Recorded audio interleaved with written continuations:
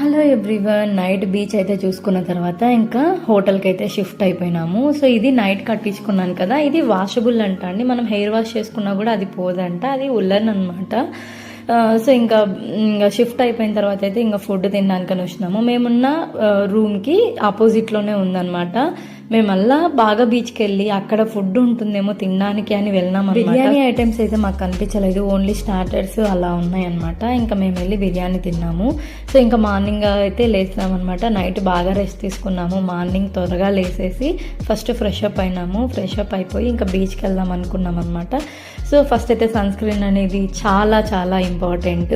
So అది రాస్తున్నాను పిల్లలకి, నాకు, మా హస్బెండ్కి, అందరికీను. సో అది అయిపోయిన తర్వాత టిఫిన్ చేసేసి ఇంకా బీచ్కి వెళ్తాము. సో మార్నింగ్ ఎలా ఉంటుంది బీచ్ అనేది షేర్ చేస్తాను. ఇక్కడ ఇదే అండి మా రూము. చాలా అంటే చాలా బాగుందన్నమాట. సోఫా కమ్ బెడ్ కూడా ఇచ్చినారు.